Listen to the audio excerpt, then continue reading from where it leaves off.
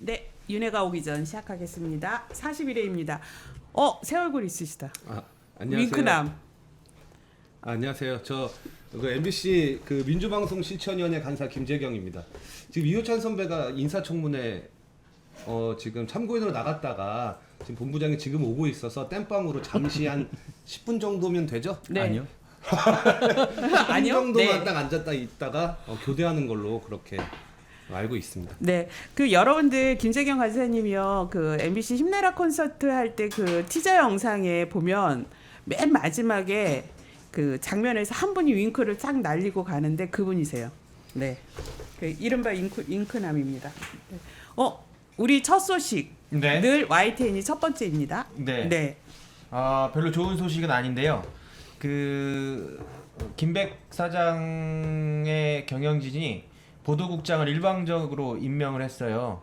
그런데 YTN은 보도국장 임명 동의제를 실시하고 있는데 그걸 완전히 무시한 거죠. 그래서 저희가 그 보도국장 임명을 취소해달라는 가처분을 냈는데 1심 재판부가 각하 결정을 내렸습니다. 이게 너무 황당한 게 보통 지금까지 각하 결정은 당사자 적격, 그러니까 소송을 내는 측에 어떤 문제가 있어서 각하하는 경우가 대부분이었거든요. 근데 이번에는 희한하게 피신청인 적격. 그러니까 YTN 지부는 회사를 상대로 소송을 냈는데 회사를 상대로 소송을 낼 게 아니라 사람을 상대로 소송을 내야 된다라는 아주 기이한 논리를 했어요. 그러니까 저기 KBS의 박상현 본부장님이 저기 YTN 보도국장이 됐어요. 그래서 우리가 말이 되느냐 취소해달라라고 가처분을 냈는데 그 가처분을 박상현 본인한테 내야 된다는 거예요. 그게 말이 안 되는 게, 그러면 인사권은 회사가 갖고 있잖아요. 그렇죠. 그럼 소송 중간에 박상현 보도국장을 김재경 보도국장으로 바꾸면 그 소송은 어떻게 되는 건가요? 없어지게 되죠. 성립이 안 되죠. 그러니까 이게 법원도 이런 결정을 내릴 줄은 정말 몰랐어요. 그래서 너무 좀 당황스럽고 대단히 유감스럽고. 그게 혹시 3개월 동안 3개월 넘게 걸렸잖아요. 그죠? 신청하고 네. 나서 그거 구상하느라고 그랬나? 뭐 그 저간의 사정까지 모르겠는데 3개월을 고심해서 내린 결정이 고작 이런 거니까 저희로선 너무나도 실망스럽고요. 곧바로 항고했고 본안 소송도 가고 그렇게 할 예정입니다. 아니 근데 그 저희 때도 이제 말씀하셨던 것 중에 KBS 같은 경우는 이제 당사자 능력이 없다라고 해서 이제 처음에 각하가 됐고 그게 고법까지 저희들 항고해서 또 기각이 됐었는데 저희도 또 이제 1심에서 문제가 이게 뭐 당사자 능력이든 채무자죠. 채무자 적격성이 문제가 된다라고 하면 그냥 각하만 하면 되는데 이번에도 또 그 이후에 판결문에 또 이상한 얘기를 써놨다면서요? 그러니까 가정을 전제로 이렇게 이런저런 얘기를 써놨어요. 뭐 어떤 얘기냐면 보도국장 임명 동의제가 뭐 경영권의 본질을 침해할 여지가 있다, 다툼의 소지가 있다, 뭐 그런 식으로도 써놨고, 다만 또 그런 내용도 있어요. 이것이 단체 협약을 정면으로 위반했기 때문에 이 부분이 문제될 소지도 있다라는 얘기도 있거든요. 그러니까 쉽게 얘기하면 이번 법원은 판단을 안 하는 거예요. 이렇게 표현하기보다는 판단하기 싫었던 것 같아요. 부담스러워가지고. 그래서 본안 소송으로 떠넘기려고 이런 거 아닌가 그렇게 분석하고 있습니다. 저희도 불안한 게 네. 언젠가는 MBC도 이제 적폐가 다시 돌아와서 뭐 보도국장 임명동의제 무력화시키고 뭐 마음대로 할 거 아닙니까? 근데 저희가 그때 가처분을 걸게 돼도 저희도 서부지법에서 예. 서부지법에서 그 같은 판사가 될 가능성이 높죠. 그때는 회사와 사람을 다 동시에 넣으면 다 되죠. 하고요. 여러 개를 한꺼번에 넣어야 되는 다 넣으시고 이게 그 YTN의 실패를 반면 교사로 삼아 반드시 MBC는 승리하시길 바랍니다. 그 전에 YTN이 이겼으면 좋겠어요. 감사합니다. 네. 네, 저희가 이렇게 진짜 언론 탄압, 언론 장악 국면에서 각 그 노조와 또 일선에 있는 분들이 이렇게 소송, 뭐 심의 대응 이걸로 이렇게 에너지를 써야 된다는 게 참 슬픈 현실인데요. 지금 우리 심은정님이 우리 티봉이가 안 본 사이 살이 찐 것 같다고. 그 심은정님 부은 거 아닐까요? 김건희님이 티봉이 안 본 사이에 살찐 듯. 심은정님이 부은 거 아닐까요? 스트레스성. 티봉이도 스트레스를 받는 것 같습니다. 티봉이 사원증을 지켜주자 이러셨네요. 예. 근데 오늘 또 우리 TBS T님이 못 오셨어요. T님의 행방을 Y님 아시죠? 어디 가셨죠? 네, 지방노동위원회 갔다고 하는데 지금 TBS가 대단히 복잡하고 어려운 상황이잖아요. 그래서 사측에서는 정리해고를 한다고 하고 구조조정 예. 하겠다. 그래서 노사 교섭도 제대로 안 돼요. 그래서 분쟁이 발생한 상황인데 그 연유로 해서 노동쟁이 조정 참여 때문에 네, 부득이하게 부득이하게, 불참하시게 네. 됐습니다. 지금 여러분들이 T님이 어디 가셨냐 이렇게 묻는데요. 지금 회사 그 진호위에 오늘 이제 그 조정 회의가 1차 회의예요. 그래서 TBS는 아시다시피 일노조가 있고 그 다음에 언론노조 TBS 지부는 이노조인데 지금 일노조하고 송 전 지부장님하고 다 참석하셔가지고 지금 사측이 4분이 오신다든가 열심히 싸우고 계십니다. 네. 지금 TBS가 이렇게 T님이 못 오시고 그랬는데 지금 남은 출연금이 여쭤보니까 한 달치 정도밖에 안 남았다 그러더라고요. 지금 서울시에서는 아예 그 조례 폐지로 지원이 안 돼서 그동안 예산 남은 걸로 버티시는데 이 한 달분 남은 것도 다 이제 사용하게 되면 이후가 어떻게 버틸까? 막 이제 이 고민을 어제 그제 하는 얘기를 제가 가슴이 아프게 들으면서 그래서 TBS 후원 행사라도 좀 열어야 되지 않나 뭐 이런 얘기들을 저희가 하고 있었습니다. 네, 그다음에 소식 KBS 소식 낙하산 보궐사장 낙하산 박민 사장의 이상한 행보 지금 계속되고 있죠. 네. 낙하산 사장이 이제 보궐로 왔기 때문에 지금 임기가 12월 초면 이제 끝나게 되는 12월 거죠. 9일까지죠. 네, 12월 9일까지. 네. 그래서 뭐 7월 다 갖다 치면 8, 9, 10, 11 사실상 4개월 남았는데 4개월 남은 사장이 갑자기 조직 개편을 하겠다라고 해서 회사가 지금 발칵 뒤집혔습니다. 지난주에도 저희들 오랜만에 모든 구성원들이 모여서 피켓팅하는 영상을 보여드렸었는데요. 오늘도 저희 낮에 좀 진행을 하고 왔었고 오후에는 이사회가 열리는 곳 앞에서도 한 200명 정도가 모여서 역시 이제 좀 조직 개편을 반대를 했는데 이 사장이 임기 4개월 남은 사장이 하는 것 자체도 말이 안 되는 거고 기억하시는지 모르겠지만 이전에 저희들 KBS 장학문건 관련해서 한번 했었는데 이 KBS 장학문건에 보면은 나와 있던 얘기들이 그대로 진행이 되고 있어요. 무단협 상태 감수해라. 지금 무단협 상태고요. 네. 임명동의제는 없애야 된다. 임명동의제 하지 않고 이제 국장들 임명했죠.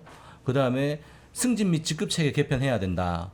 그렇게 했는데 지금 사측이 승진 및 직급 체계 개편하려다가 그건 이제 불이익 변경에 관련된 부분이니까 지금 제동이 걸렸고 네. 임금 삭감해야 된다라는 내용이 있었는데 회사에서 조합에 정식적으로 10% 삭감하자라고 하는 삭감안을 제시를 하면서 임금 교섭하자 지금 들어와 있었고 그리고 조직 개편 같은 경우에도 KBS 장학문건에 들어가 있었거든요. 근데 이 조직 개편은 어떤 거냐면 기본적으로 분사화를 해야 된다. 그래서 제작 역량을 축소시켜야 된다. 그래서 KBS가 자체 제작을 하는 것이 아니라 외부에서 만든 거를 만든 거를 가져와서 틀어라 라는 그런 취지인 거예요. 그래서 KBS 경영진이 건국전쟁을 판권을 구입 못한 거를 굉장히 애통해하면서 오늘 저희들이 결정이 났다는 얘기 들었는데 작년에 이제 개봉했던 역시 이승만 찬양 영화죠.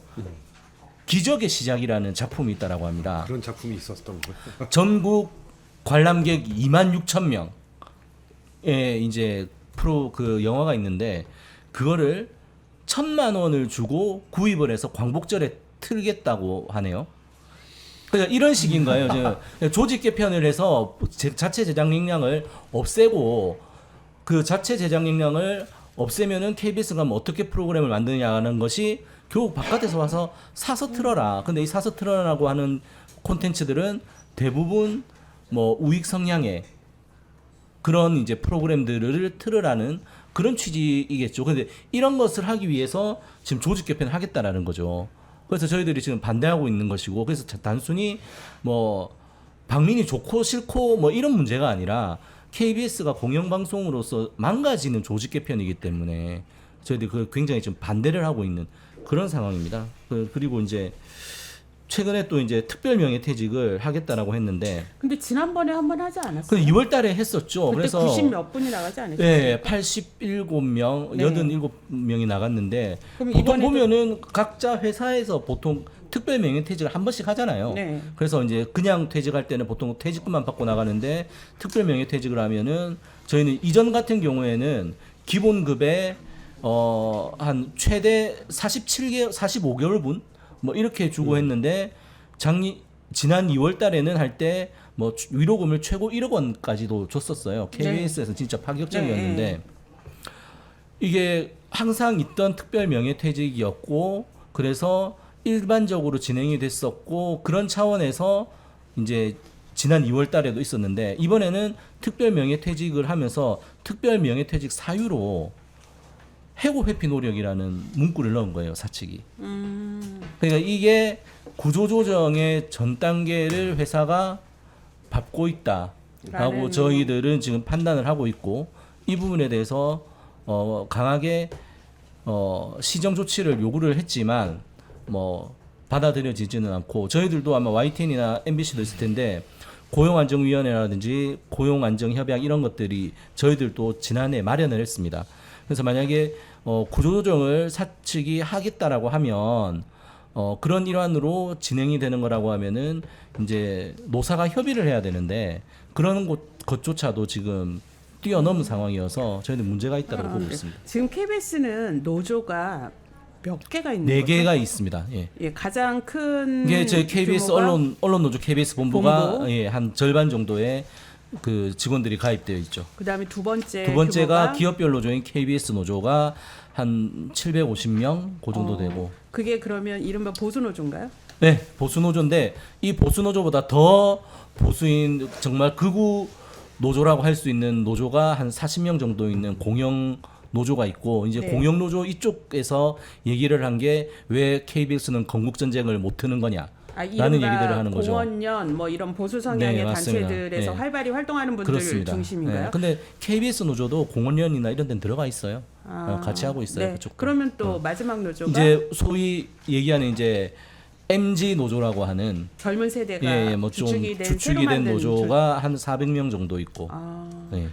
그러면 요번에 이렇게 사측의 이런 말도 안 되는 구조조정이나 뭐 이런 거에 목소리를 지금 막 내고 계시는데 공영 노조 빼고는 모든 노조가 다 같이 하고 있죠. 그러면 그 아주 극우적인 노조 빼고는 네.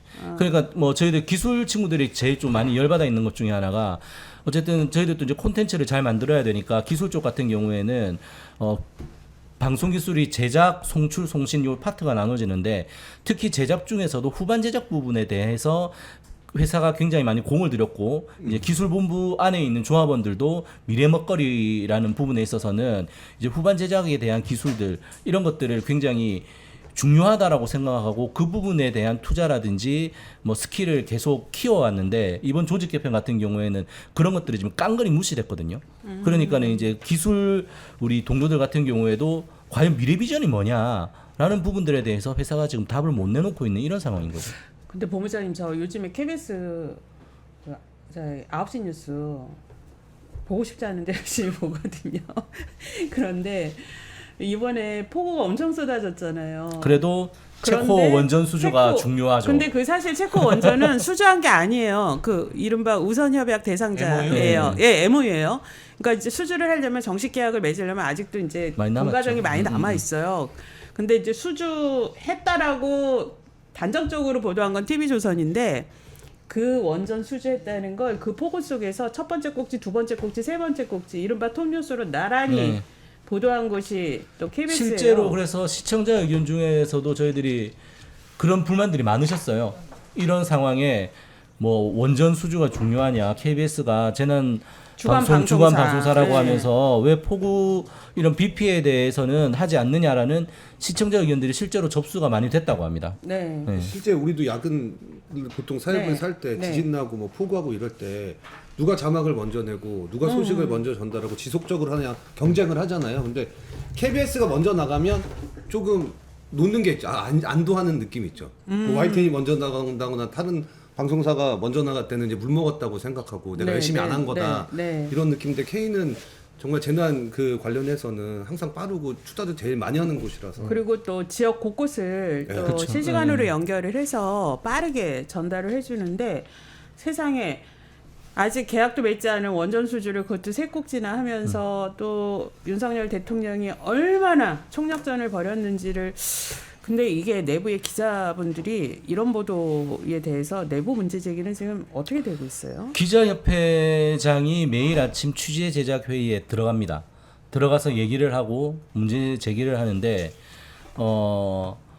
이분 우리 수뇌부들이 좀 많이 이제 좀 익숙해졌다고 해야 되나 뭐 야갔다고 해야 되나 그럼 얘기를 하면 네 알겠습니다 끝이에요. 이런 식으로 이제 기자협회 의견들을 다 뭉개버리는 그냥 거죠. 무시하는군요. 예. 지금 KBS가 이 박민 사장이 오고 나서 장악된 KBS의 뉴스가 항상 비교를 저희 모니터링 민원연 모니터 보고서 보시면 아는데요. KBS 비교를 TV조선하고 하고 있어요. 많이 예. 비슷하죠. 그래서 TV조선이 굉장히 위협을 많이 느끼고 있다고 합니다. 왜냐면은 방송도 이제 사실 9시에 방송을 하는 뉴스를 하는 게 이제 TV조선하고 KBS잖아요. 그래서 KBS의 시청자들을 뺏긴다라고 해서 TV조선에서 상당히 긴장하고 있다라는 얘기를 듣기도 했습니다. 시청률은 여전히 KBS가 높죠. 높긴 하죠. 그런데 이제 오늘도 나중에 뭐 얘기가 나올 수 있을지 모르겠지만은 자꾸 최영도 의원이 이상한 시청률 얘기를 하면서 KBS가 여전히 제일 시청률이 높다 뭐 그런 얘기를 하는데 시청률 조사 내용을 보면은 결국 KBS를 많이 보시는 분들은 어르신 분들이에요. 그 2049 시청률은 굉장히 좀 낮은 편이고 KBS가 그래서 물론 이제 어르신들도 수신료를 내시는 분들이고 그분들이 원하는 뉴스도 있겠지만 미래 세대를 책임지는 분들이 어떤 욕구가 있느냐, 어떤 뉴스를 보고 싶어 하느냐에 대해서 지금 KBS 수뇌부들이 진지하게 고민을 하고 있는가라는 부분들에 대해서는 굉장히 큰 의심이 들죠. 네. 생각이 그런데 없다라고 볼 수밖에 요번 없다. 이게 이제 체코 원전 수주했다고 대대적으로 이제 정부 편들어주고 윤석열 대통령 띄워주고 이것도 문제인데 사실 이번에 체코 원전 이게 우선 협약 대상자이긴 하지만 이게 덤핑 수주라는 네네, 거예요. 그런 비판도 네, 있었죠. 저가 네. 수주 이런 문제를 TV조선하고 또 KBS만 두 개만 또 유일하게 안 다뤄요. 근데 어제 제가 또 우연히 봤는데 그 체코 대사 직접 또 인터뷰 네, 해가지고 덤핑 아니다. 덤핑 수주 아니다. 이렇게 충실히 해주고 있더라고요. KBS의 박민 사장과 지금 이게 낙하산 이 경영진들한테 참 시청자들이 물을 게 많은 상황입니다. 저희 MBC 김은혜님 얘기가 나왔습니다. 어떤 얘기죠? 이게? 지금 일단 뭐 지금 인사청문회도 하고 있고 MBC 뭐 이진수까지 해서 떠들썩하지만 우리가 약간 잠시 잊고 있었던 사건이 이제 바이든 날리면 재판 사건이잖아요. 진짜 바이든 근데- 진짜 날라갔어요. 진짜 잘 나가긴 했어요. 근데 이 재판이 되게 재밌는, 그러니까 진짜 저는 역대급 재판이라고 보는 게 말을 잘못했다고 했는데 정작 내가 뭐라고 말했다고 얘기는 안 하는 사건이잖아요. 그렇죠. 네. 그러니까 그래서 그러면 대통령이 뭐라고 했냐, 직접 들은 사람 누구냐? 결국에는 우리가 바이든 아니라 날리면이라고 했다라고 얘기한 사람은 김은혜 당시 홍보수석인 거잖아요. 그렇죠. 그래서 이제 이제 재판을 하면서 우리 측에서는 그 사측에서는 그 김은혜를 불러서 증인으로 내세워서 중요. 중요하죠. 홍보수석이면 대통령을 최단 거리에서 얘기를 들었을 그렇죠. 텐데 그걸 들었냐 안 들었냐 그것도 얘기를 들어야 되고. 또 왜 15시간 만에 예, 해명을 내놔가지고 빨리 그렇죠. 크로스 체크 해줬으면 같이 다니고 있었으니까 분명히 이런 그렇게 일이 해서 들었을 없었을 거고. 때. 그 대통령 전용기에서 제가 알기로 인터넷이 되죠. 그러니까 그런 것들이 안 타봐가지고. 아 그런가요? 근데 그런 게 보고가 됐을 거란 말이에요. 그럼 간단하게 내가 무슨 얘기했는지 밝히면 되는 거잖아요. 그래서 이제 그런 것들에서 증인을 부르라고 했는데 문제는 이제 1심도 그렇지만 재판부가 뭐 석연치 않은 거죠. 그러니까 뭐 재판에 불러야 되겠느냐, 꼭 증인으로 불러야 되겠느냐, 서면 답변으로 하면 되는 거 아니에요? 원만하게 해결하라. 저는 이 원만이란 말 나오면 의심하거든요. 또 막 저분 취재하고 계십니다. 근데 이게 네. 이 재판에서 원만한 해결은 없어요. 왜냐하면 바이든이냐 날리면이나 양자택일 아닙니까? 어떻게 보면. 아니 이 원만함이 가장 많이 나오는 거는 이혼 조정 할때 사주에 뵙겠습니다. 예. 예. 그런 거지. 이 지금 이거 항소잖아요, 그죠? 그렇죠. 근데 재판부가 원만한 해결을 강조하면서 서면 답변 안 되겠느냐. 그렇죠. 근데 핵심은 서면 답변은 그렇죠. 위증죄가 허위여도 성립이 안 되는. 위증 책임을 못 묻는다는.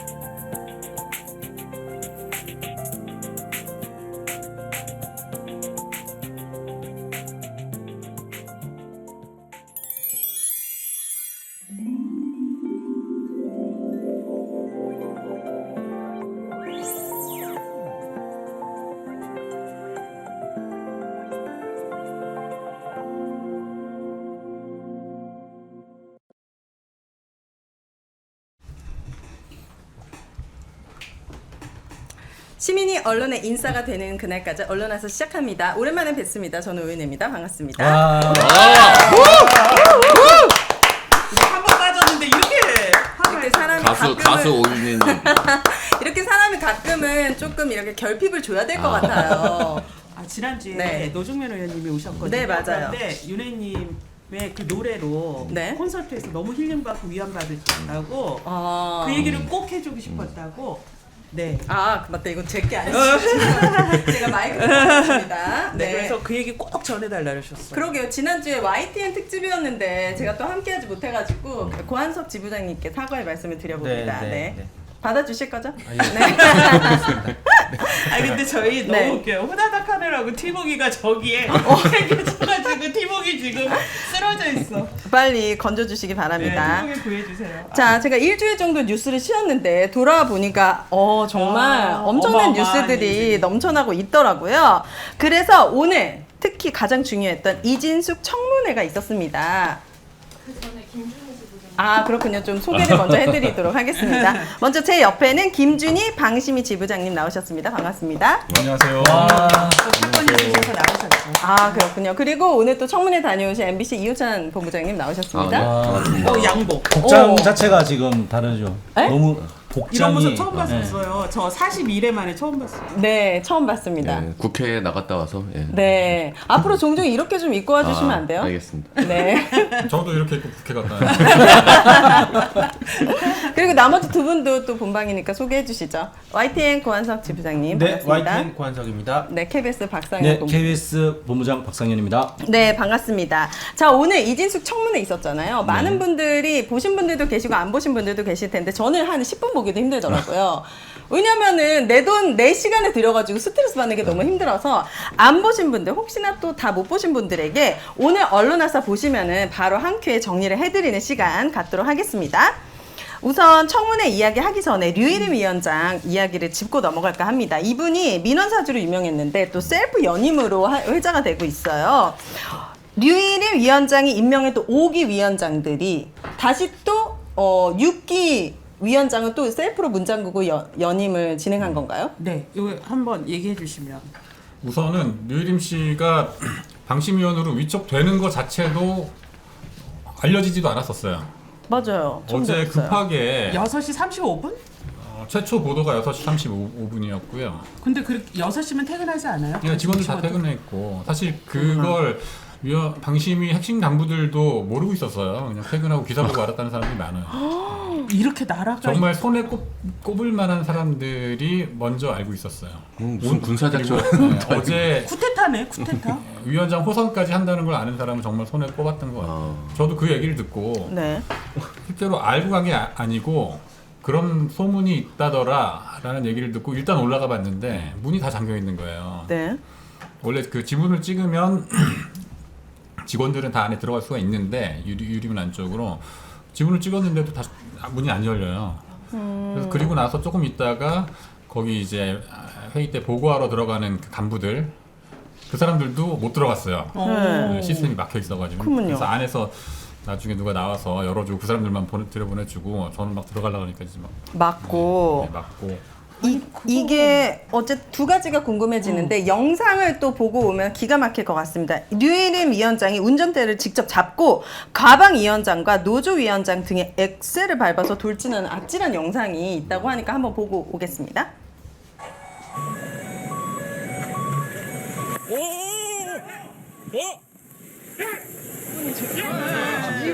칠 뻔했어. 어머나. 우와. 진짜 직접 운전했네. 와, 지부장님 저 순간에도 저렇게 우연하게. 저 차단기 때문에 쓴 거죠. 원래는 도망가려다가. 아, 요금 결제하려고?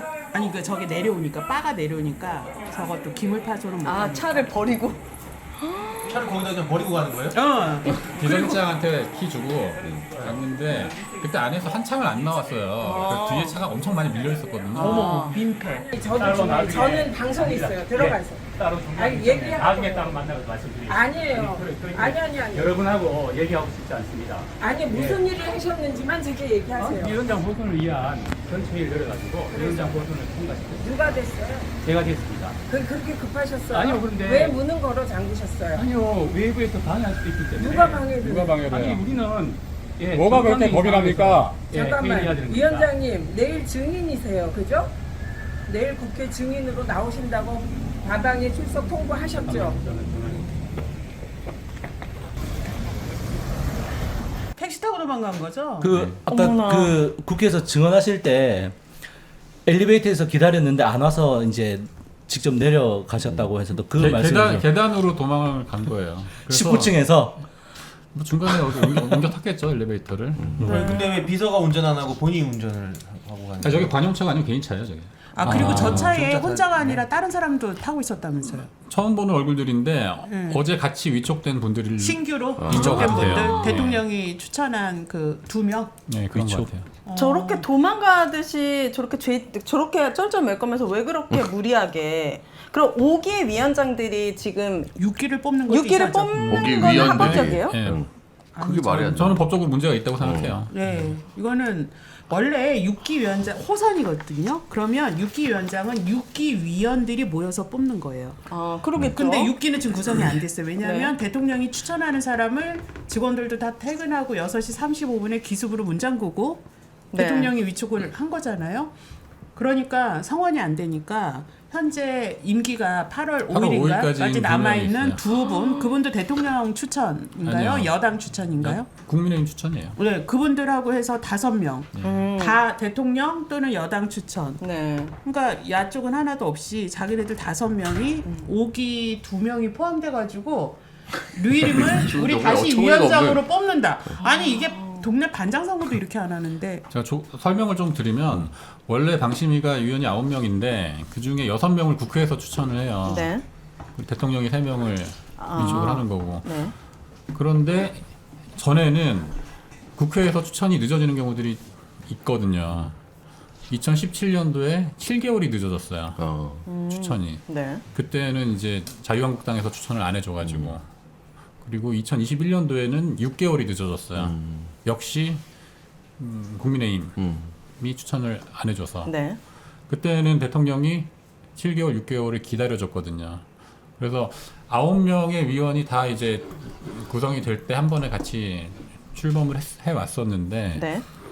방통위가 2인 체제로 지금 계속 운영이 되고 있잖아요. 방심위도 3인 체제로 운영을 하겠다는 거예요. 설마 그렇게 할까? 했더니 네, 설마 안 하겠지. 몇 달은 기다려주겠지. 기다리다가 뭐 못 기다리겠다고 하면서 뭐 먼저 위촉을 할지도 모르겠다. 다들 그렇게 예상을 했어요. 왜냐하면 그 전에 3년 전에 6년 전에 7개월씩 6개월씩 공백기가 있었거든요. 그게 공백기가 길어지는 게 바람직한 건 아니지만은 네. 그래도 이렇게 국회를 무시하고 대통령이 일방적으로 위촉을 한 사례가 없었어요. 처음이에요. 그럼 방심위 구성원들이 어떻게 어떻게 보면 불법일 수도 있는 건데 이 사건에 대해서 어떤 대응책을 갖고 계십니까? 아니 저희는 전혀 예상치 못했기 때문에 예. 오늘 아침에 그리고 다른 직원들한테 듣고 처음 아는 사람들도 많을 거야. 아마. 세상에. 아니 근데 류일임이 지금 어쨌든 6기는 3명 위촉밖에 안 돼 있고 국회에서 위촉을 안 하면 그냥 3인 체제가 되는 거잖아요.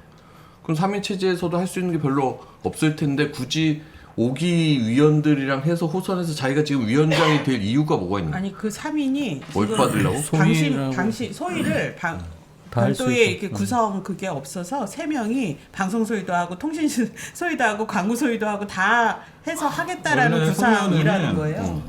실제 소위원회 심의는 소위원회 중심으로 돌아가요. 네. 근데 방송 소위와 통신 소위는 이제 5명씩 딱 규정에 못이 박혀 있거든요. 그러니까 법에 5명으로 돼 있다고. 네. 네. 그래서 네. 8월 5일이 지나면 3인 체제로는 소위원회 구성을 못 해요. 방송 소위와 통신 소위는.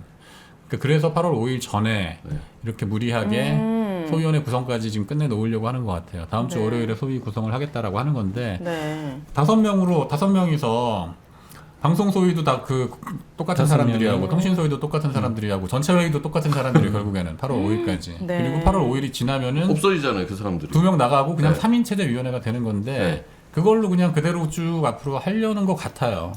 아, 소위도 5명으로 해서 네, 일단 출범시키고 네, 며칠 있다가 2명 빠지면 네. 그것도 세 3명이 명이 다 하겠다고? 그러니까 유효한 거다라고 주장을 하면서 파행도 네. 이런 파행이 없는데. 그러려고 이렇게 어제 무리하게 뭐 이건 뭔가 국회 차원에서 조금 진지하게 논의를 해봐야 될 것 같고 저는 김준희 지부장님의 저 몸을 던져서. 불사리지 않는 이유 굉장히 조용조용하고 겁이 많아 보이셨는데 진짜 이 중에서 가장 강력한 분이다. 아니, 너무 어제 멋있네요. 이 소식을 듣고요. 네. 그 최민희 의원 네. 그 페이스북에 저기 올라 있는 거예요. 그래서 밤에 저 11시쯤인가 전화를 드렸어요. 너무 몸이 어디 다치신 건 아닌가. 네. 그랬더니 뭘 하시냐면 발이라도 하나 걸어놓을까. 아 이거 농담이에요. 진짜 그러면. 산신성이. 그러면 안 되죠. 네, 국회에서 어쨌든 진지하게 좀 논의해 주시기를 부탁드리고 자 오늘 이진숙 청문회 이야기 시작해 보도록 하겠습니다. 각자 여기 계신 분들께서 청문회를 아무래도 보셨고 여기는 또 심지어 다녀오셨기 우리 때문에 아침에 다 있었어요. 네, 각자 아주 주관적이지만 본인이 뽑은 결정적인 장면을 하나씩 소개해 주시면 좋을 것 같아요. 오늘 여기 저희가 아침 9시 반부터 네. 가 있었거든요. 네, 네, 네. 현장 분위기 보고 하나 올까요? 저희가 찍어 놓은 게 있어요. 네, 한번 알겠습니다. 볼까요? 네.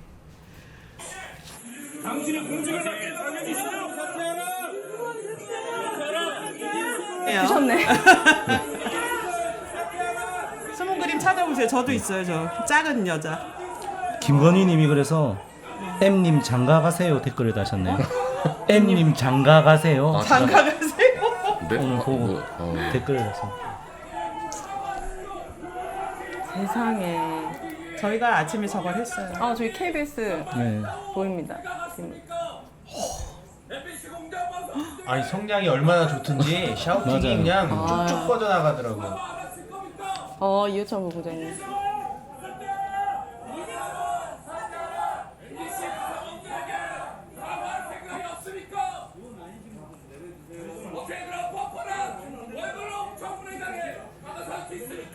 저 뺏어버리는 거 봐. 네, 뺏겼어요.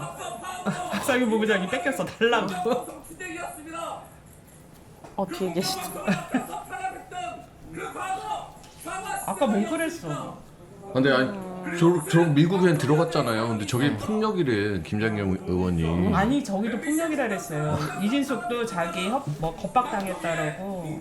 아니 오히려 폭력은 저희들이 당했죠. 그 방호 분들한테 밀려가지고 폭력을 당한 건 저희들인 것 같은데. 그러니까요. 언론 노조의 힘이 국회까지 뻗치고 있다 막 그렇게. 언론노제 권력이. 권력이.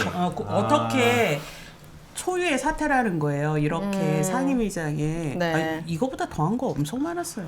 그러니까 이 약간 비슷한 맥락들인데 저희가 이제 오전에 조합원 교육 위해서 영화 공범자들이라고 최승호 전 PD가 이제 만든 회직자 네. 시절에 만든 영화가 있어요. 그럼 이제 과거 적폐 경영진들에 대해서 이제 찾아가서 왜 그렇게 이제 묻고 이런 건데 이들은 기자가 가서 묻고 답을 안 하면 쫓아가고 이런 것도 다 폭력이라고 생각하는 거예요. 이건 물리적으로 계속 뭘 폭력을 가하고 있고 아까 저기도 방원들이 막아서 그냥 앞에서 전 질문을 하고 싶었어요. MBC 구성원들에 대해 사과할 생각이 없는지, 그리고 171 파업이 결국 합법 파업으로 다 결정이 났는데도 네. 자기는 구성원들 해고하고 정직 보내고 징계하고 했던 거잖아요. 그럼 그런 거에 대해서 사과할 생각이 없는지 사실 묻고 싶었던 건데 방원들이 막아서 밀려가면서 쑥 들어가고 밖에서 이야기한 거거든요.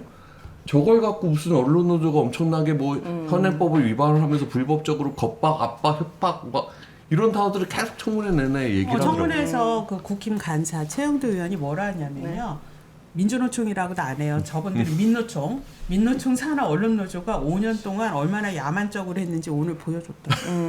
근데 국민이 봤을 때는 언론의 가장 흑역사와 큰 피해를 준 이진숙이 다시 또 방통위원장으로 하려고 그러니까요. 하는 것 자체가 가장 큰 국민을 향한 폭력이죠. 그쵸. 네. 자, 각자 결정적인 장면을 뽑아보도록 하겠습니다. 먼저 K님께서 오늘 청문회 뽑은 결정적 장면 소개해 주시죠. 저도 오늘 그 아침에 이제 저 자리에 갔다가 이제 낮에도 이제 다른 일들이 있고 아까 말씀드렸듯이 뭐 피켓팅 때문에 다 보지는 못했는데 정동영 의원이 질의를 했던 게 좀 울컥하더라고요. 그래서 일단 5.18과 관련해서 이진숙 후보자가 했던 그 본인이 직접적인 뭐 부정적인 발언을 했던 건 아니지만 부정적인 발언에 찬동하는 부분들에 관련해 가지고 5.18에 대해서 어떻게 생각하느냐라는 얘기를 했고 그 얘기를 하면서 정동영 의원이 당시에 그 광주에 취재를 가셨었나 봐요. 현장에 그래서 본인이 당시에 광주에 취재를 가서 취재한 내용을 본사에 송고를 해도 하나도 방송이 안 됐다. 그래서 본사에서 이제 광주 시민들을 폭도라고 얘기를 해서 폭도라고 하는 것이 맞느냐라고 문제 제기를 했던 분이 그 이후에 끌려가서 노성대. 저 이름은 기억이 안 나는데 그분이 가서 당시 부국장. 굉장히 고초를 겪었다. 그래서 결국은 폭도라는 이제 표현이 나갔고 그래서 광주 MBC가 시민들에 의해서 불에 탔다 뭐 이런 얘기를 하면서 계속 물어보셨던 거였죠. 5.18이 민주화 운동이라고 생각하느냐 어떻게 생각하느냐라고 하는데 끝까지 본인의 생각을 얘기 안 하더라고요. 그러면서 하는 얘기가 대한민국 법에 5.18은 민주화 운동이라고 되어 있고 저는 그것에 대해서 따른다라는 입장인 거지. 네. 그렇게 했어요. 워딩이 대한민국 우리나라 법에는 5.18은 민주화 운동에 기여한 사건이라고 돼 있습니다. 사건이라고 되어 있고 그거를 자기는 수용한다. 뭐 이런 거예요. 그래서 정동영 의원이 계속 그래서 본인의 생각이 뭐냐라고 하니까 끝까지 얘기를 안 하더라고요. 아니 그거를 왜 얘기를 못 하는지 저 일단 좀 그게 하나 이해 안 됐고 그렇게 생각 안 하거든요. 아유 뭐 맞아요. 그렇겠죠. 12.12도 반란이냐 아니냐 물어봤더니 쿠데타냐 그것도 아니냐 건건이 답하지 않았다. 않겠다. 뭐 12.12 그렇게 쿠데타 얘기를 했고 하나가 이제 좀 꽂혔었고 두 번째로 이진숙 후보자에 대해서 이제 정동영 의원하고는 이제 MBC 선후배 사이니까 MBC를 빛낸 사람들도 있고 그리고 MBC의 무슨 오욕의 이름이라고 했나? 부끄러운 흑역사, 부끄럽게 한 인물들. 부끄럽게 한 인물들도 있는데 이진숙 씨는 거기에 제일 꼭대기에 이름을 올리고 있는 중이다라고 얘기를 하시더라고요. 그래서 정말 이거는 MBC 선배가 아니면 할 수 없는 얘기구나 뭐 그런 생각도 들었고 그래서 이제 뭐 이진숙 씨에 대해서 이제 나치에서 선전선동 전문가였던 괴벨스 얘기를 하면서 뭐 괴벨스이다 당신이 이런 얘기를 하시던데 그 부분이 좀 저는 제일 좀 와닿았습니다. 근데 저는 이진숙 씨 뒤통수를 보면서 앉아 있었는데 사실 당신이 MBC의 개벨스다 이런 거를 선배로부터 같이 일했던 선배로부터 그 말을 들으면 너무 가슴이 아플 것 같은데 이분이 꼼짝을 안 하시더라고요. 근데 보통 그런 말 들었을 때 부끄러움을 느끼면 그 자리까지 안 왔겠죠. 네. 네. 우리 제가 상식으로 순진합니다. 판단하면 안 됩니다. 자, Y님께서 뽑은 결정적 장면은 뭡니까? 저는 그 이진숙이나 국민의힘 쪽에서 계속 공격하는 것이 민노총 언론노조라는 거잖아요. 그리고 그 근거가 민노총 강령 중에 노동자 정치 세력화가 있다는 거예요. 그걸 근거로 해서 계속해서 공격을 해요. 그래서 너희들이 편향됐고 뭐 문재인 정권의 편향적인 보도를 했다 뭐 이런 식으로 공격을 하는데 거기에 대해서 윤창현 전국 언론노조 위원장이 반박을 했어요. 저는 그 부분이 개인적으로 가장 좀 시원했고 인상적이었어요. 이 노동자 정치 세력화가 뭐가 문제냐는 거예요, 도대체. 우리나라에 2,500만 명이 노동자예요. 이 노동자의 권익과 이익을 위해서 정치 세력화하는 게 그건 아무런 문제가 아니고 당연히 그래야 되는 거예요. 그러면 노동자들은 2,500만 명은 그냥 저기 노동자 아니 자본가들이 시키는 대로 그냥 정치인들이 하는 대로 따르고 살아야 됩니까? 그런 거 전혀 아니거든요. 네. 그분 주장은 언론사는 중립적이고 공정해야 되기 때문에 그 언론사 노조가 자기는 노조를 지지한대요.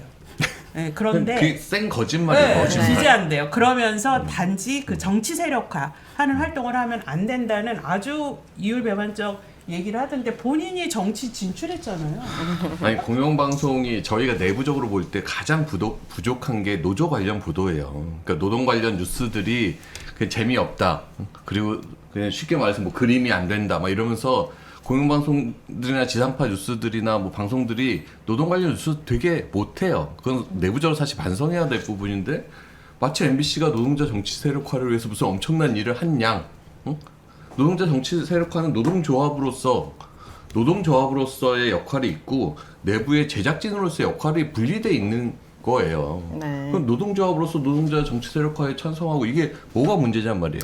그분들이 얘기하는 노동자의 정치 세력화가 안 된다라고 얘기하는 거는 결국 그 정치 세력화가 된 노동자들이 자신들을 지지해주지 않기 때문에 안 된다라고 하는 것이지, 아닌 말로 만약에 노동자의 정치 세력화가 돼서 그 정치 세력화가 국민의힘의 우군이 된다라고 하면은 안 된다라고 하겠습니까? 그러니까 그 2,500만 노동자가 유권자예요. 선거 때는 그렇게 얘기 안 하잖아요. 그러니까 아주 이율배반적이고 그런 프레임이 아주 나쁘다고 봐요. 아니 네. 너무 편협되고 이분이 비뚤어진 게 방송사 하나가 민노총 하나에 의해서 좌지우지되는 게 맞냐고. 그게 MBC예요.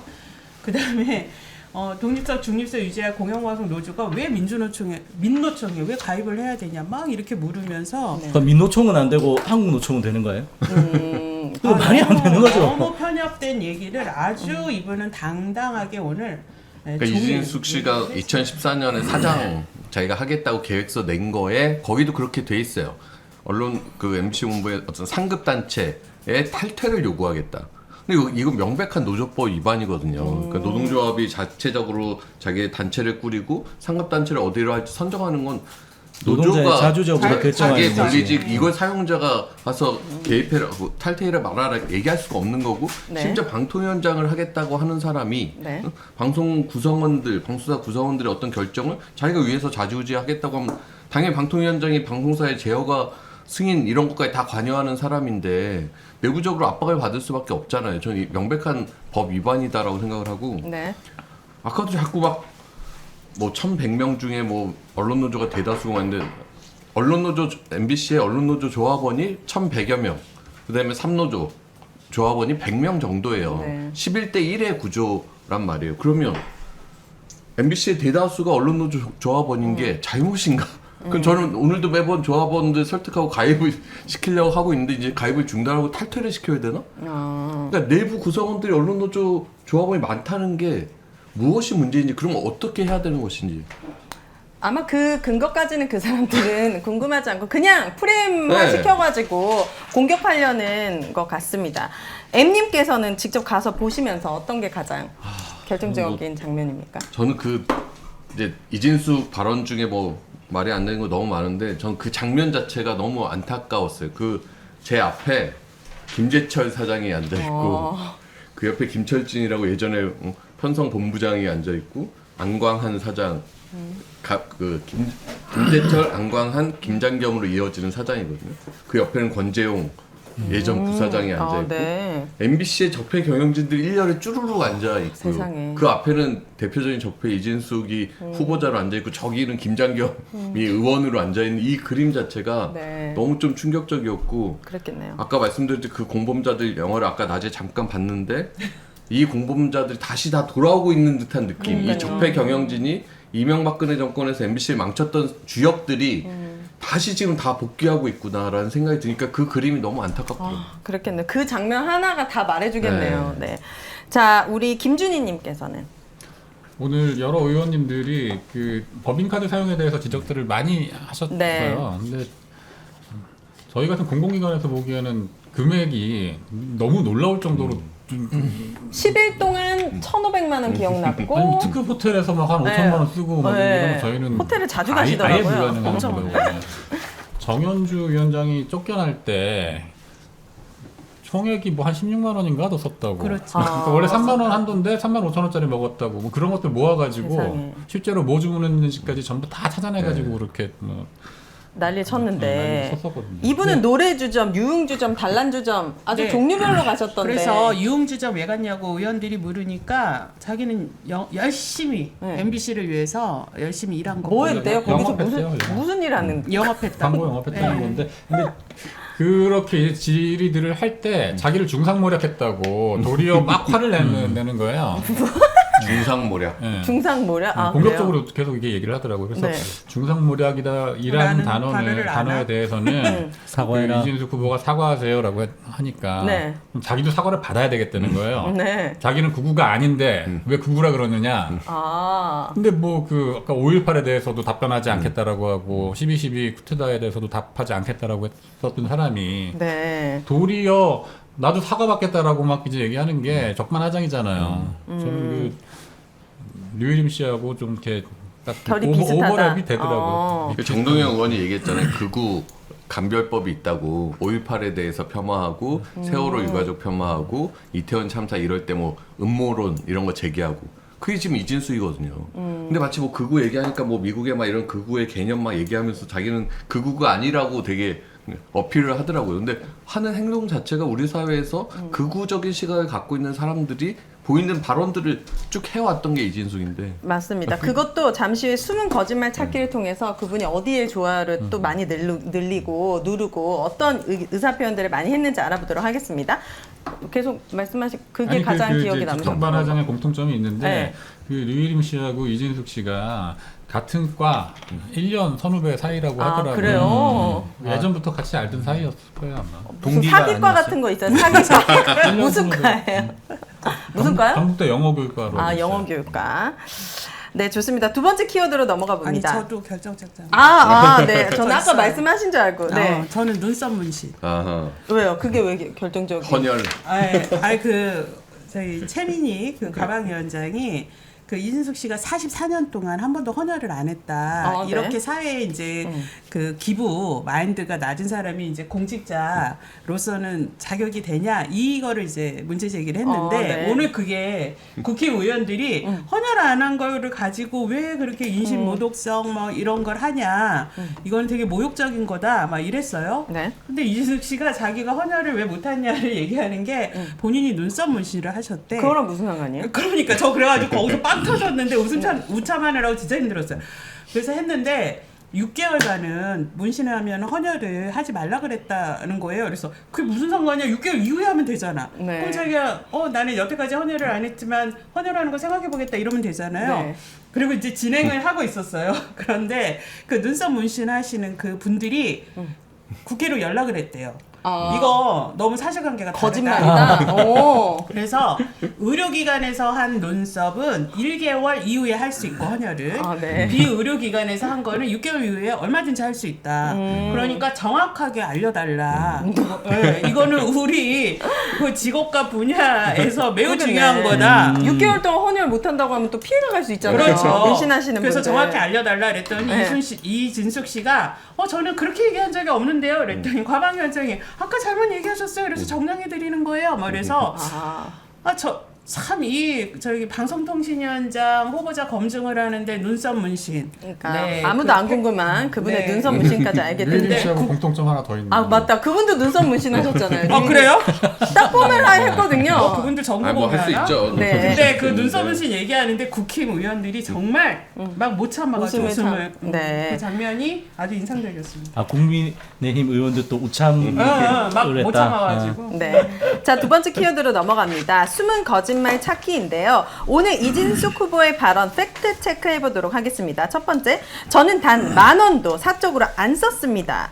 이게 이제 법카를 보니까 뭐 어느 빵집에서는 막 100만 원어치 빵을 사시고 뭐 노래주점, 유흥주점, 단란주점 다 되게 다양하게 또 가시고 호텔도 이렇게 가시고 했는데 법인카드 부정 사용 의혹 또 관용차 무단 사용 이런 의혹들이 있습니다. 네. 지금 이 법인카드를 본인이 법인카드를 이제 써야 될 것 안 써야 될 것 알았냐 그랬더니 구체적으로 몰랐대요. 근데 그런 분이 어떻게 사장을 3년씩이나 하는지 모르겠어요. 그래서 지금 자료로 밝혀진 것만 보면은요, 주말에 골프한 게 1,530만 원, 단란주점 100만 원, 특급 호텔이 152건, 이거 152건이요? 네, 5천만 원. 근데 그게 또 특정 호텔에 몰려 있더라고요. 서울시 중구에 있는 호텔이라고. 신라 호텔이요? 우와. 중구라고 하던데. 중구엔 신라 호텔밖에 없잖아요. 뭐 프라자 뭐 등등 몇 개 있잖아요. 뭐. 고기 하나에. 그다음에 정도에서. 이른바 5천만 원? 고급 식당에서 쓴 게 7,500만 원. 또 주말만 집중해서 주말 사실 쓰면 이게 업무용으로 처리 안 되는 걸로 좀 알고 있는데 본인이 정말 객관적으로 증빙하지 못하는 한 본인이 그게 업무용이라는 걸 증빙을 해야죠. 해야 되죠. 네, 영업용이라는 거. 8,500만 원. 네. 그리고 이제 그 제가 8,500만 원. 그 100만 원치 샀다는 게 네. 이제 97만 원인데 그게 사표 낸 날이에요. 사직하는 날. 사직하는 날 97만 원을 썼는데 오늘 네. 그것도 그 과자를 어떻게 했냐가 또 아무도 받은 바 없다. 대전 MBC에서 직원들이 증언을 했어요. 직원들한테 뿌렸다고 했는데 직원들은 받은 바가 없고. 없다라는데 근데 본인은 거기에 뭐 환경이나 뭐 이제 환경 다 미화 하시는 미화 분들이 했다고 줬다고 주장을 하더라고요. 근데 네. 그거는 이제 확인해 봐야 되는데 그때 당시가 이진숙이 막 해임 압박 받으니까 회사에 거의 안 그러니까 나오던 안 나오던 시점이잖아요. 시점이었거든요. 근데 그래서 이제 마지막 날 되니까 갑자기. 법화를 막 긁어댄 거죠. 이제 긁어대고. 진짜 너무 그래서 없어 보여, 이분이 진짜. 그 97만 원을 갖고 환경미화인 분들이 사장님 뭐 잘 받았습니다 이런 통화까지 했다는 걸 며칠 전에. 네. 그러니까 또 몇 분 지나가지고 또 제보가 들어왔어요. 그 환경미화원 분께서? 아니 대전 MBC에서 네. 그 대전 MBC 직원들이 사직하시는 기준으로 3개월 동안 본 적이 없다. 출근을 안 했다. 아. 그런데 무슨 과자냐. 그랬더니 이분이 뭐라 했냐면 네. 사장이 꼭 출근을 해서만 일을 합니까? 이런 얘기 명언을 남기셨습니다. 우리 다 대충 살아요. 열심히 왜 살아? 이렇게 살아도 방통위원 정도 되는데. 되게 중요한데 오늘 청문회 잘 부각이 안 된 게 서강대 인근에서 쓴 거예요. 이게 본인이 서강대에서 언론학 석사. 뭐 방송학으로 대학원도 석사를 다녔고. 받았더라고요. 네. 대전 MBC 네. 사장 재직 시절에. 근데 네. 인사청문회 자료에 그걸 뺐어요. 서강대 갔다는 거를. 서강대에서 석사 받았다는 걸 뺐어요. 그런데 서강대 인근에서 아주 소소하게 써요. 빵집에서 11,500원, 뭐 도너츠집 6,500원. 이거는 명백히 개인적으로 쓴 혼자 거예요. 썼겠죠. 이게 사실 금액이 큰 거에 집중하기보다는 저는 그렇네. 이 디테일에 더 집중해서 청문회를 줬으면 6,500원에 좋지 접대하거나 않았을까. 이랬다고 하기엔 너무 이거는 네. 말도 안 되는 거예요. 그리고 오늘 자료를 의원들이 제출하려는데 안 한 게 관용차를 타고 서강대를 갔다는 거예요. 사실 그러면 안 되죠. 업무 시간에 또 관용차는 업무에 이용하는 건데. 서강대를 갔다고는 하지 않았지 않았어요? 서강대 갔대요. 그래서 그 출입 기록, 출입 기록을 달라는데 제출을 안 한 거예요. 그러니까 이제 가방위원장이 아니 이거 왜 제출을 안 하십니까? 이거 간단한 건데 제출을 네. 해주세요. 이거는 관용차를 타고 가셨기 때문에 제출하셔야 합니다. 그랬더니 아무 말을 안 하고 그러니까 있더라고요. 대전 MBC 사장 하면서 서강대 대학원을 다닐 때 네. 관용차를 갖고 다녔냐. 왔다 갔다 하고 한 심지어 걸로 법카드 보이는 거죠. 쓰고. 네. 네. 아니 사장도 해야 되는데 수업도 듣고 그게 다 가능해요? 그러니까요. 우선 그리고 세월호 오보 사과한다. 그러나 사과문 낭독은 거부했다. 네.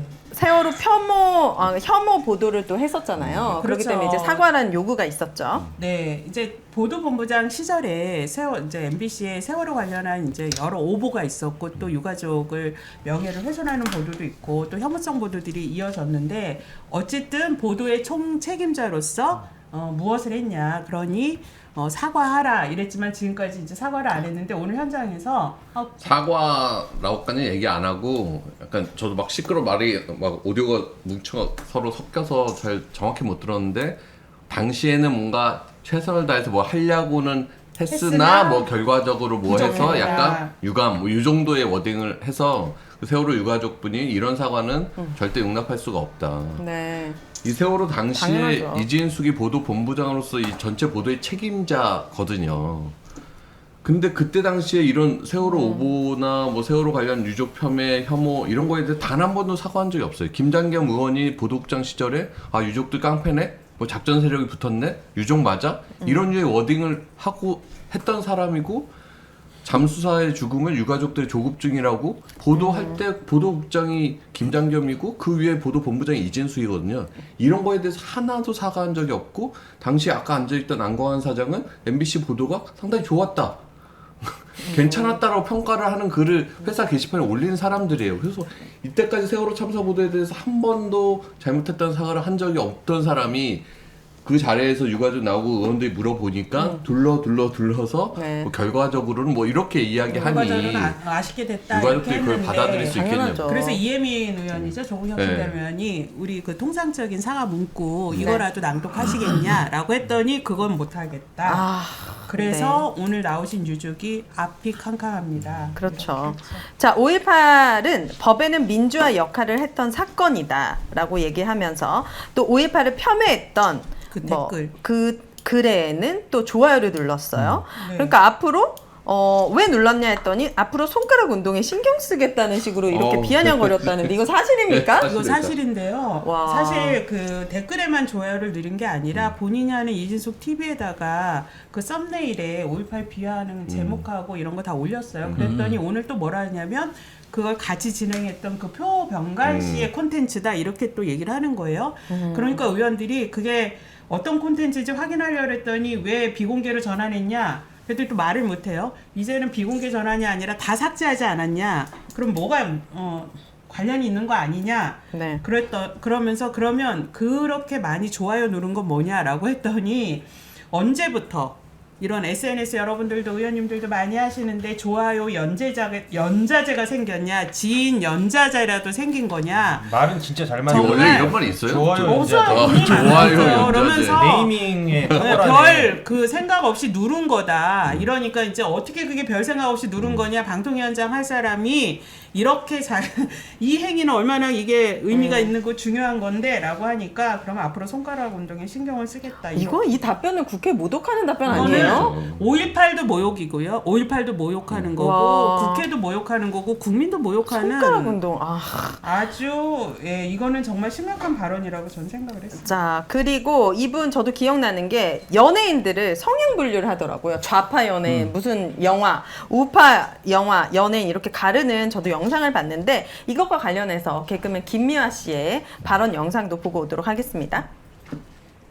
이진숙 씨는 사실은 제가 MBC에서 그렇게 고통을 당할 때 함께 있었던, 함께 한솥밥을 먹던 가족이나 마찬가지입니다. 그런데 이진숙 씨가 너무 부지런하셔서 2022년도면은 뭐 지금으로부터 얼마 안 되는 연도 아닙니까? 그런데 자기 먹고 사는 어떤 강의에 우리 대중예술인들이나 대중예술 문화를 가지고 좌파 우파를 나누고 좌파 연예인, 우파 연예인, 좌파 영화, 우파 영화, 좌파 감독, 우파 감독 이런 식으로 나눠서 다시 블랙리스트를 만드신 점은 비판받아 마땅합니다. 대중예술하는 사람들은 좌파도 없고 우파도 없습니다. 그저 자기가 끌리는 대로 예술에 이것을 담아야겠다 생각하면 담는 사람들입니다. 그런데 어떻게 해서 그런 사람들을 그렇게 나누고 그동안 그러한 블랙리스트로 대중예술을 하는 사람들이 고통받은 것을 뻔히 보면서 어떻게 뻔뻔스럽게 그렇게 공개적인 자리에 PPT까지 띄우고 뒤에 화면까지 그렇게 너무 성실하게 만드셔서 그것을 발표할 수 있었는지 분노하지 않을 수가 없습니다. 네. 자, 그러면서도 이진숙 후보자는 얘기했습니다. 저희 언론가는 아주 중립적입니다. 심지어 네. 좌파, 우파라는 게 학술적 용어라고 주장됐어요. 아니 그리고 양분하는 게 아니래요. 좌파 우파는 양분하는 것이 아니고 좌파라고 나쁘다고 한 적도 없대요. 어떻게 사람이 이렇게 뻔뻔하게 이렇게 말을 이렇게 하는지. 온갖 글에서 거의 좌파 때려잡아야 된다 이런 식으로 글을 썼던 사람이 네. 아니 MBC 사장이 뭐 신사적인 사람, 뭐 중립적 중립적인 사람 되면 안 뭐 된다. 오면 안 된다라고 얘기했던 게 이진숙 씨잖아요. 네. 그러면서 인터넷 언론은 다 좌파에 접수됐고 아니, 저는 이 근데 방송- 아까 네. 제가 오전 청문회를 정확히 잘 못 봤는데 아까 네. 그래서 왜 이게 좌파 영화인지는 질문이 있었어요? 아 그래서 영화 다 봤냐? 네. 그랬더니 다 봤대요. 아 근데 대부분 그 하나하나 봤대. 그래서 택시 운전사가 왜 좌파냐? 그러니까 왜 좌파냐 베테랑이 했더니 왜 좌파냐? 그랬더니 뭐라냐면요. 좌파가 나쁜 말인가요? 이랬어요. 아 그러니까 그래서 왜 좌파라고 규정했는지를 좀 듣고 싶었는데 네. 택시 운전사 그냥 5.18 관련 다루는 영화잖아요. 그리고 베테랑은 재벌이랑 싸우는 형사 이야기 이런 거잖아요. 그 네. 이게 왜 좌파? 그러니까 그 인식 자체가 네, 틀려먹었다니까. 그때 일제 그 척결 이런 게 왜 좌파냐 그랬더니 네. 좌파가 나쁜 말이냐 그러니까 말 돌리는 자기는 거잖아. 나쁜 나쁜 뜻으로 안 썼다 이러니까 이제 그 의원님들이 무슨 얘기냐 좌파 막 이렇게 막 해야 된다라고 해놓고 이게 나쁜 뜻이 아니면 그럼 무슨 뜻입니까? 막 이랬더니 학술적 용어입니다. 자기들이 연예인들 좌파로 낙인 찍고 그 연예인들 퇴출시킨 사람들이잖아요. 이 사람들이. 네. 2012년 저희가 파업한 게 뭐 파업 전에 일부 보도를 갖고 한 게 아니라 2012년 초부터 해서 2011년부터 해서 뭐 라디오 진행자 하차시키고 뭐 피스첩 열심히 하던 구성원들 외부로 내쫓고 뭐 이런 게 쌓여서 한 거거든요. 실제 MBC에 출연하는 뭐 MC들 연예인들을 성향을 다 분류해 갖고 다 내쳤단 말이에요. 그러니까 지금 이렇게 좌파로 얘기하는 걸 뭐 좌우 뭐 좋고 나쁜 이거 얘기하나 한 게 아니다라는 거는 정말 명백한 사기예요, 사기. 저는 오늘 이 계속 청문회를 보면서요, 이 이진숙 씨가 참으로 비겁한 사람이다. 왜냐하면 자신이 다 직접 한 말이 있잖아요. 이른바 뱉은 말이 있단 말이에요. 네. 그러면 인정할 건 인정하고 나는 이러이러한 내 생각과 소신으로 얘기했다라면 되는데 그 위기를 모면하기 위해서 나는 그런 말을 한 적이 없다. 기억이 나지 않는다. 좌파는 나쁜 뜻이 아니다. 학술적 용어다. 이런 말도 안 되는 얘기를 계속 반복하고 있어요. 아니 이렇게 무책임하고 비겁한 사람이 어떻게 이런 방통위원장을 할 수 있을까? 또 그 자리에 가서는 얼마나 또 순식간에 말을 바꿀까? 무책임 비겁함이라는 말로는 너무 미화된 표현이라고 저는 생각하기 때문에 미처 방송에선 저는 내뱉을 수 없을 것 같고 약간 풀 뜯는 고양이님께서는 이진숙은 대파냐? 그리고 우파 여전사가 필요하다고 얘기한 것도 이진숙이다. 이런 댓글 남겨주셨습니다. 자, 정부 언론 정책에 대해서는 언론 자유가 잘 보장되고 있다고 얘기하고 있고 광고 불매로 MBC 응징이라는 걸 어디다 썼나 봐요. SNS에 썼나? 그런데 나 그런 적 없다. 뭐 이런 방법도 있다라고 했을 뿐 광고 주지 말라고 한 적은 없다. 이건 무슨 말이에요? 아니 본인이 이거 광고 불매해가지고 MBC 응징해야 된다고 네. 해놓고서는 자기는 그게 그 뜻이 아니라고 계속 우기는 거예요. 아니 그래서 막 이런 방법을 얘기해놓고 이런 방법 있다고 한 거지 내가 그렇게 하라고 한 건 아니다 뭐 이런 거 있잖아요. 그러니까 이분이 진짜 아, 기자 정말. 하신 분이에요? 아니 이거는 진짜 저기 붙어 있는 게 네. 자유언론 실천 선언이 74년도에 동아일보에서 이제 저 선언하고 나서 우와. 75년도에 이제 광고 탄압이 들어갔잖아요. 들어갔어. 그게 백지 광고. 아까 저 청문회 때 얘기를 했는데 그거 이제 언급을 하고서 이제 광고 불매로 MBC 응징 이 얘기했을 때 빠져나가는 게 자기는 뭐 자연인일 때 어쩌고 저쩌고 하면서 또 빠져나갔어요. 자연인. 네, 자연인 오늘 사인일 때. 여러 번 자연인이라고 그러는데 지금은 법인인가? 근데 자연인이라고 얘기한 게 그 사인이라고 하더라도 2008년도에 언론소비자주권행동에서 조중동 광고 불매 운동을 그때 했었거든요. 이분들 그때 유죄 판결 받았어요. 시민단체들이 시민단체들조차도. 사인들이 한 것도 네. 저는 그 대법원 판결에 동의하지 않지만 어쨌든 자기가 자연인일 때 했든 사인일 때 했든 이런 거 하면은 사실 처벌받을 수 있는 거예요. 네. 자, 그리고 이분이 또 유명한 게 노조 탄압으로 유명하잖아요. 하지만 본인은 이거 굉장히 악의적 프레임이다라고 주장했습니다. 이거에 대해서는 우리 이호찬 본부장님이 하신 말씀 많을 것 같아요. 그래서 제가 아까 나가서 그래서 오늘 언론노조 청문회 하는 것 같다고 자꾸 국힘에서 뭐 언론노조가 어떻고 민노총이 어떻게 장악화를 하고 있고 막 김장경 의원은 그래서 그때 언론노조가 장악 안 했다는 거냐고 방송 장악 안 했죠.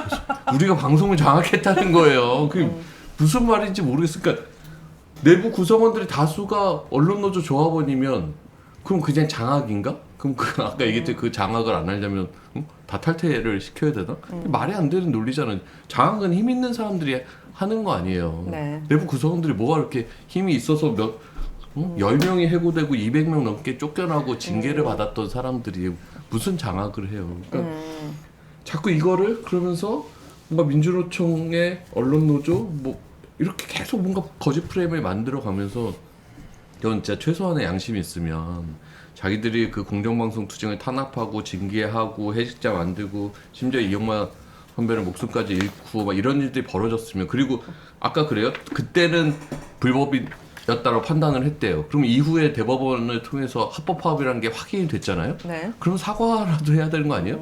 그때 자기 행동이 틀렸다고? 사과 한마디 안 하는, 좀 이게 너무 화가 나더라고요. 네. 자, 세 번째 키워드는 뭐 단골 멘트죠. 청문회 가면 기억나지 않습니다. 기억이 없습니다. 갑자기 왜 그들은 기억 상실증에 걸렸는지 궁금한데, 먼저 체크 포인트가 있어요. 자료 제출을 거의 안 했더라고요. 노정면 의원이 요청한 자료 중에 미제출 건이 224건이에요. 네. 그리고 특히 거기에서 주식 매매 외환 거래 내역 대부분의 자료를 이제 제출하지 않은 것 같아요. 자녀 입시 및 학적 관련 기록, 아주 중요하죠. 그리고 2019년 이전 소득 내역 및 세금 납부 체납 내역 이런 것도 안 했네요. 인권 침해 진정 피신청 내역 등등등 이런 것들을 지금 제출을 안 했는데, 청문회 여기 계신 분들이나 여러분들이 가장 듣고 싶었는데 듣지 못한 답변이나 제출을 꼭 했어야 됐는데 가장 필요한 자료라고 생각하시는 부분이 있습니까? 이게 오전에 노정면 의원뿐만 아니라 여러 특히 야당 의원들이 이렇게 핵심적 자료가 제출이 안 돼서 청문회를 제대로 진행할 수 없을 것 같다. 네. 그래서 위원장이 좀 특단의 조치가 필요하다라는 요구까지 했어요. 그래서 오늘 이 자료들은 검증을 위해서 반드시 필요하니 제출을 해라. 오늘 네. 안에 해라. 만약에 제출이 안 되거나 검증이 제대로 안 되면 청문 일자를 늘리겠다라고까지 했는데, 네. 저는 이 중에 보면 저희 이진숙 씨가 주식을 많이 갖고 있어요. 특히 네. MBC? 이해충돌 사유가 될 수 있는 MBC 자회사 같은 주식도 갖고 있단 말이에요. 그러면 이거 혹시라도 연관관계 있는 거 아니냐 봐야 되는데, 오늘 이제 그게 자료가 제출이 안 됐으니까 검증이 제대로 안 된 거예요. 그리고 이분이 또 특파원도 3년간 워싱턴 특파원 등 또 외국에 또 많이 다녔단 말이에요. 대전 MBC 때는 심지어 이집트 그 대통령 인터뷰를 본인이 직접 하고 그 방송까지 내보내는데 그분이 또 독재자예요. 네. 네, 그래서 어떻게 그런 사람을 또 이렇게 훌륭한 지도자로 소개를 하냐, 뭐 오늘 그것도 논란이었는데, 이분이 그렇게 외국도 많이 가고 세월호 참사 때 그 중동에 있었다는 네. 거예요. 그리고 이틀 뒤에 왔대요. 그래서 항공기 이용했을 때 위탁 수화물이나 이런 것들이 이제 그분이 또 문제될 소지가 없나 이런 것들이 중요한데 다 내지를 않고 가족 그 뭐 병적 증명, 증여세 이런 것도 다 개인정보라고 하면서 다 거부를 한 상태라고 합니다. 그래서 네. 이게 이제 제출이 되면 또 다시 지금 법카도 사적으로 이용한 거 아니냐 여러 의혹이 나오고 그쵸. 관용차도 나오고 있는데, 또 이러한 수준의 윤리의식을 가진 분이라면 분명히 더 많은 문제들이 나오지 않겠냐라는 네. 생각이 아까도 이제 듭니다. 법과 관련해서 그러면은 실제 어떻게 사용했는지 내역을 구체적으로 까라. 근데 대전 MBC에 물어보니까 대전 MBC는 개인이 동의를 안 해서 개인정보에 대한 이제 본인 동의가 필요하다 해서 물어봤더니 자기는 동의 못 하겠다. 그래서 이건 개인정보 그 같이 먹은 사람들의 뭐 정보도 있고 하니까. 그래서 이 사람이 이렇게 개인정보를 소중히 여겼나? 아까도 증언했는데 2012년 파업할 때 저희 트로이컷이라고 보안 프로그램을 구성원들 몰래 깔아갖고 심어가지고.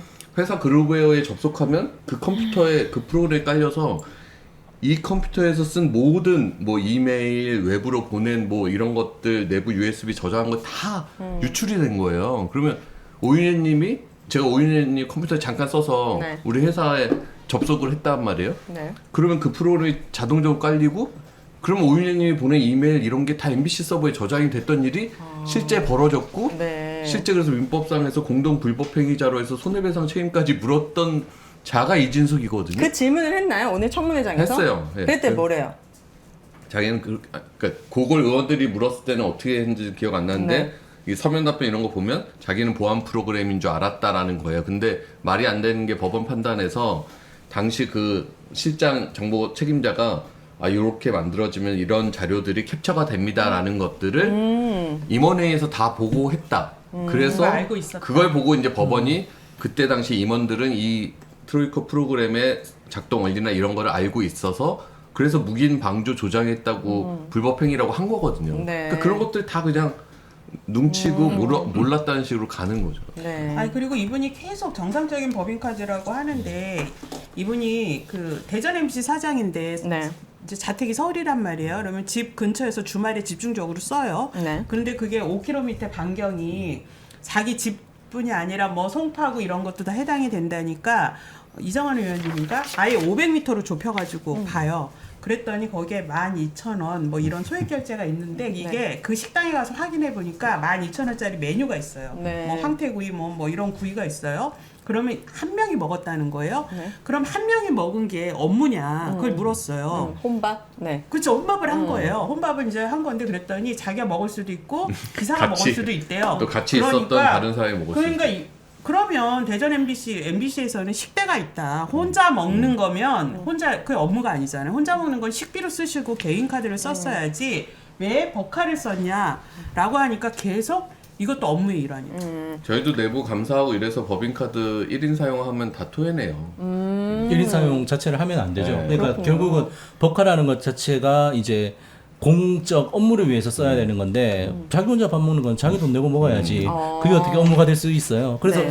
그 오늘 아마 저희 오너나스 하기 직전에 결정을 한 것 같은데 그래서 그 이진수 후보가 동의를 안 해서 내일 그 과방위원들이 현장 확인 네, 이런 현장 확인하러 대전 MBC에 가는가 보던데요. 네. 막 그 보리밥집도 가보고 막 여기 아니 그러니까 그거를 이제 보리밥집은 자료 제출을 안 서울에 있는 거. 해주면 대전 MBC에 아, 가서 가서 직접 자료를 확인하니까. 열람은 할 수 있대요. 현장 조사를.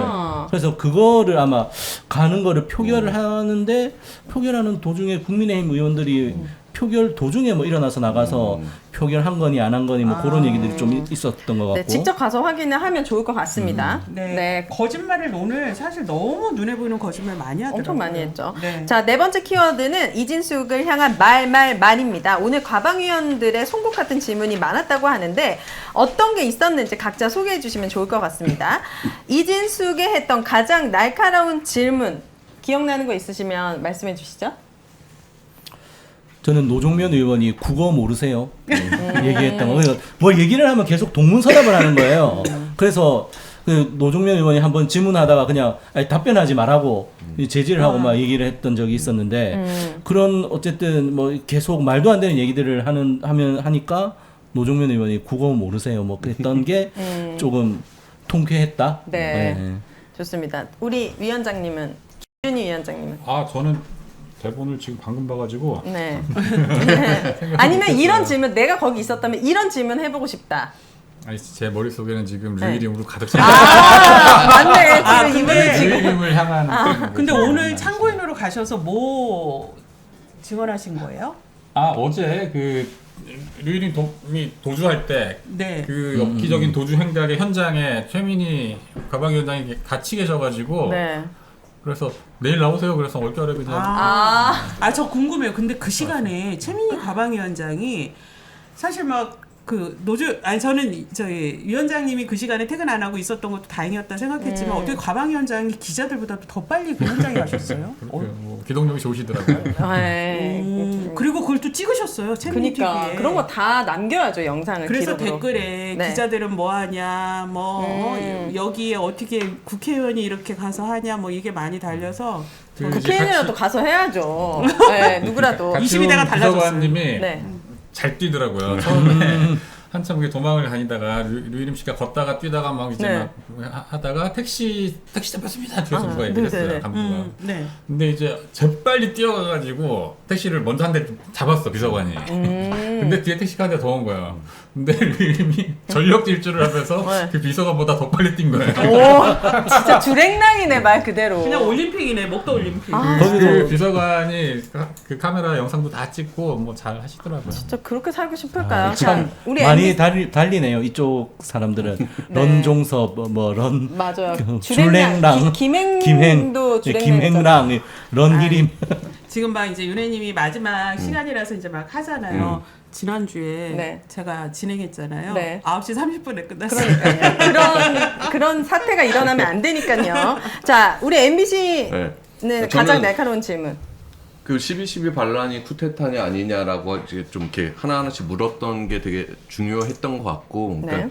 이게 지금 이진숙 씨가 자꾸 이렇게 말을 만들고 막 피해가면서 자기의 극우적 시각을 드러내지 않으려고 애를 쓰는 건데 12.12가 반란인지 쿠데타인지 아니 이걸 얘기 못할 지금 상황은 아니잖아요. 그게 저는 상징적으로 그 사람의 시각을 드러냈다고 생각하고 저는 사실 제가 좀 듣고 싶었던 질문 중 하나는 아까 이제 김장겸 의원이나 이진숙 후보자한테 물어봤는데 그러면 당신들이 민주노총 조합원일 때는 네. 민주노총 지침받고 프로그램 만들었냐. 자꾸 민주노총이 MBC를 좌지우지하는 것처럼 얘기를 하길래 네. 그럼 당신들 다 민주노총 조합원이었는데 그땐 그렇게 했냐라고 물어봤는데 그 답은 뭐 참고인이 얘기한 거니까 답은 안 하셨고 근데 아까도 공정방송 투쟁이 합법 파업으로 결국 결론이 났는데 왜 사과하지 않는지랑 저는 세월호 참사 보도에 관련해서 저희 내부 구성원들은 정말 유족들한테 사죄드리고 사과하고 앞으로는 이러지 않겠다고 다짐하고 복귀했다고 저번에도 말씀드렸잖아요. 근데 그때 당시에 보도 책임자들 김장겸 보도국장, 이진숙 보도본부장, 아까 있던 안광한 사장 이 책임 라인들은 한 번도 사과한 적이 없단 말이에요. 그래서 지금이라도 이 당시에 보도 핵심에 있던 MBC 경영의 핵심이 있던 사람들이 최소한 세월호 유가족들한테는 좀 사죄의 이야기를 했으면 좋았겠다 싶었어요. 근데 그거를 이진숙 후보자한테만 물으니까 이제 말하는데 거기 있던 당시 책임자들을 한 명 한 명 세워서 당신 그럼 지금에 있어서는 그럼 당시에 MBC 보도에 대해서 유가족들한테 사과할 용의가 있는지를 좀 물어봤었으면 물어보고 좋았겠다 싶었다. 싶더라고요. 네. 자, 우리 YTN도 있었습니까? 기억 남은 날카로운 질문? 이호찬 본부장님이 똑같이 다 제 생각을 말씀해 주셔서 아. 없는데 저는 그게 기억에 남아요. 좋아요 연자죄. 어떻게 저렇게 이 사고가 저런 식으로 발달할 수 있을까? 말도 참 잘 만들어낸다. 그런 식으로는 머리가 발달했다. 그 생각 들더라고요. 네.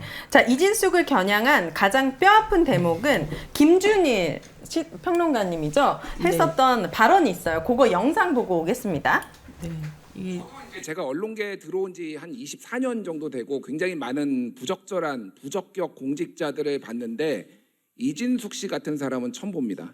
정말 농담이 아니라 지금 오늘 나온 얘기만 해도 이제 이 윤석열 대선 캠프에서 있어서 정치적 중립성을 위반을 했다. 그리고 부당해고, 징계, 인사보복, 노조 사찰, 스파이웨어 심기, 그리고 보도 왜곡, 축소, 그리고 밀실에서 민영화 추진. 그에게다 좌파 우파 갈라치기 그리고 사회적 참사라고 할 수 있는 대표적인 5.18이라든지 이태원 참사라든지 세월호에 대해서 모든 사회적 참사에 대해서 조롱하거나 막말하거나 지금 폄훼를 했거든요. 이런 분을 저는 본 적이 없어요. 정말 공직자 후보 중에서 어떻게 이런 일이 가능한지 이거는 좌파 우파의 문제가 아니고요. 윤석열 대통령은 어떻게 이런 사람을 본인이 골라서 이렇게 임명을 할 수 있는지 정말 놀라울 따름입니다. 네.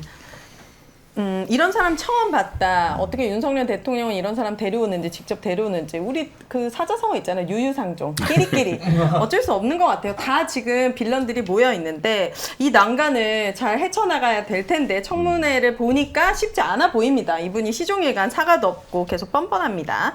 자, 마지막 키워드는 큰 피가 주는 공로상입니다. 오늘 이진숙 인사청문회에서 최고의 활약을 보여준 사람은 누구인지 각자 뽑아주시면 좋을 것 같은데 가장 최고 또는 최악의 활약을 보여준 과방위원 기억나시는 분 있으신가요? 아니, 최고의 활약은 이호찬 본부장. 그래요? 이진숙 면전에다 대고 네. 이진숙 방통위원장은 존재하지 않았으면 좋겠습니다. 라고 해버렸어요. 청문회장에서? 네, 면전에 대고. 네. 어떻게 여러 가지 발언 많이 몇 번 했습니다. 끌려 나갔어요.